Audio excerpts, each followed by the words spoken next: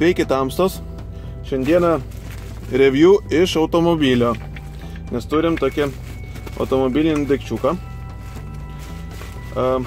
pakankamai iš tikrųjų aktualus, atėjo tokioje pakuotė iš tikrųjų maišas ir viskas, nieko nėra. Tai va, tokis daikčiukas pas mus yra konverteris iš 12 voltų į 220. Tai kas nežino, kas tas yra, tai realiai pasidarykit naminę rozetę tiesiog mašinai.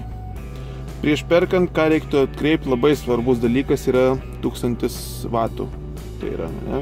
Tai 1 kW galingumo, kaip jie rašo. Mes patikrinsim dabar, ar tai iš tikrųjų yra taip.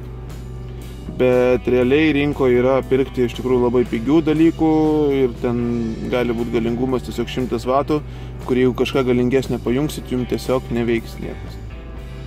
Taigi, prieš pirkdami atkreipkite dėmesį, kad būtų galingumas tokio, kokio jums reikia, ką jūs planuojat pasijunginėti.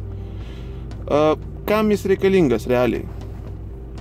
Kodėl sakau, kad tai yra pakankamai geras daiktas ir verta jį turėti? Tarkim, važiuojate į kelionę, jums nereikia, norit laptopą pasiimti, jums nereikia pirkti kelioninio adapterio, mašininio atskiro, jūs galite tiesiog šitą daikčiuką pasiimti. Ir viskas. Įsikišat savo standartinį pakrovėją ir jokių problemų, viskas. Taip pat tiks ir visų kitų žmonių, ir jeigu pasikeisti laptopą, nereiks keisti jums mašininio to adapterio. Belę ką galite pasijungti, realiai net televizorių, kad ir 40 colių, va šito daikčiuko realiai tam tikrai užteks. Žodžiu, čia nuo jūsų fantazijos priklauso, ką jums planuojat jungtis. Taigi, komplektukė įeina toksai vat jungiklis mašininis ir įeina gnybtai jungti tiesiai prie akumuliatoriaus. Atrodo normaliai, kokybiškai, viskas tvarkinga. Taigi, viskas susipakuoju ir bandom jungtis, pažiūrėti, kaip veikia aparatas. Taigi, testuojam agregačiuką. Kaip matot, pajungtas yra. Duodam maitinimą. Sumirksi lemputės. Truputį nėra. Užsidega ventiliatorius. Kaip ir pradeda veikti. Pajungiu štai tokį agregatą. Jo galingumas yra, kaip matot, 800 vatų maksimalus. Na, manau, tokio neišspausim, nes nebus apkrovos, bet anyway, galim pabandyti.